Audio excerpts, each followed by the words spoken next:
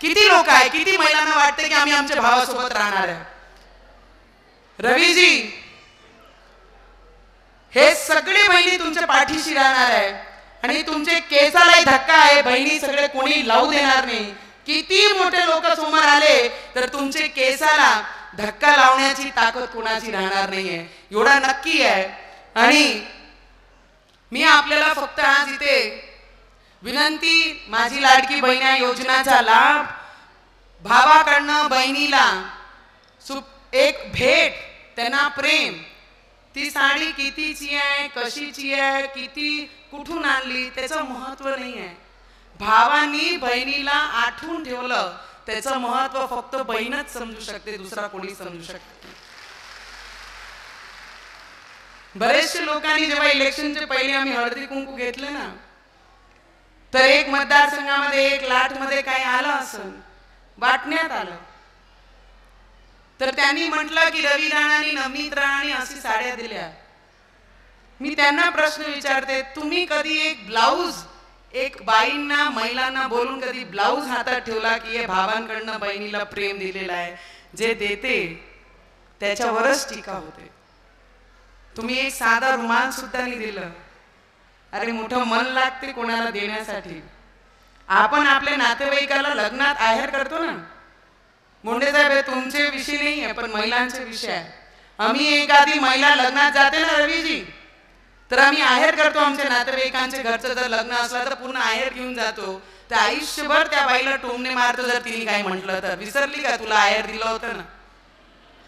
पण हा भाऊचा जिगरापा, बायको पडल्यानंतर सुद्धा एवढ्या मोठ्या संख्यामध्ये सगळी बहिणीला बोलून हे आश्वस्त करत आहे, जरी नवनीत राणा पडली तर तुम्हाला मी कधीच सोडणार नाही आणि कधीच विसरणार नाही. असा मोठा जिगरा हा फक्त याच भावाचा होऊ शकते, दुसरा कुणाचाही होऊ शकत नाही. नाहीतर आपल्या घरी जर एकमेकांसोबत भांडण झाले ना, तर एकमेक भाऊ बहीण एकमेकाला फोन करत नाही की माझी बहिणीने मला साथ नाही दिली म्हणून मी काही फोन करत नाही, मी काही राखी बांधून घेत नाही. पण या भावाचा जिगरा आहे की स्वतःची घरची बाई पडल्यानंतर सुद्धा त्यांनी म्हटलं ना, मी तू कामाची नसती तर मला दुःख वाटलं नसतं. तू ज्या पद्धतीने लोकांसाठी जीवापेक्षा जास्त काम करत होती, जीवाचा रान करत होती, रक्ताचा पाणी करत होती, त्या गोष्टीची मला खंत आहे की आपण कुठे कमी पडलो की तुला मागे ठेवण्याचं काम या जिल्ह्यामध्ये काही लोकांनी केलं. मी आजही बंडेरा मतदारसंघामध्ये जे किराणा वाटप आहे, जे टीका करणारे आहे, बरेचसे लोक टीका करणार आहे की किराणा करते, किराणा देते, किराणा वाटते.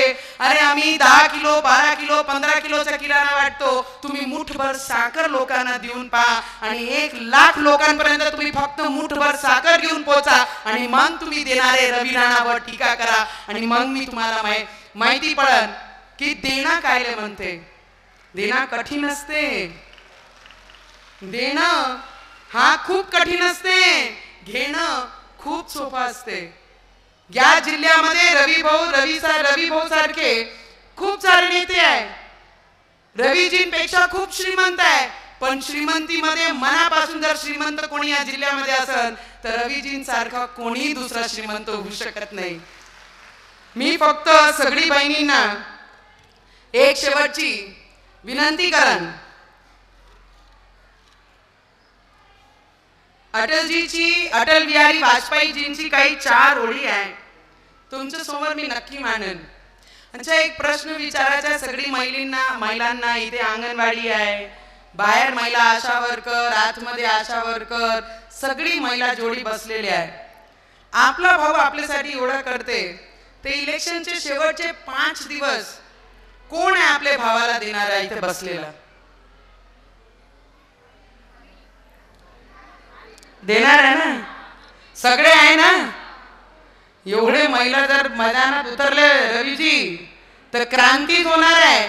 आणि आपण सगळे शब्द देत आहे ना भाऊला, रक्षाबंधनच्या पहिले आपण शब्द देत आहे ना की पहिल्यापेक्षाही जास्त मतांनी रवी राणाला आपण बंडेरा मतदारसंघातून निवडून आणणार आहे. हे शब्द तुमचा आहे ना? एकदा जोरदार म्हणा, रवी भाऊ तुम आगे बढ़ो, रवी भाऊ तुम आगे बढ़ो. और जिसके पीछे इतनी बड़ी क्रांति है, तूफान और कुछ भी आ जाए, तो ये महिलाएं सब आपको घेर के खड़ी हो जाएंगी रवि जी. कोणीही तुमचं केसालाही धक्का लागू देणार नाही. अटलजीची 4 लाईनी खूप सुंदर आहे.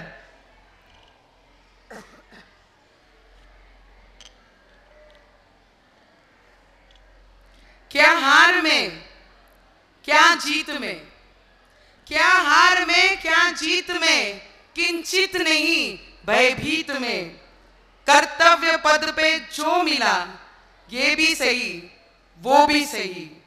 वरदान नहीं मांगूंगा, वरदान नहीं मांगूंगा, हो कुछ पर हार नहीं मानूंगा, पर हार नहीं मानूंगा.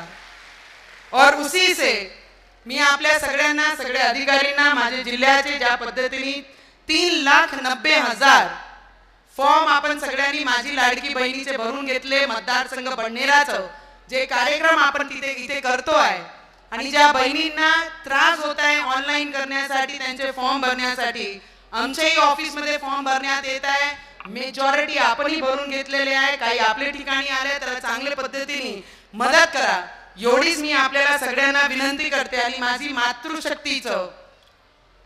मातृशक्तीचं कारण अंबानगरीमध्ये आपण सगळी मातृशक्ती राहत आहे आणि माझी मातृशक्तीचा नेहमी उदय हा झाला पाहिजे.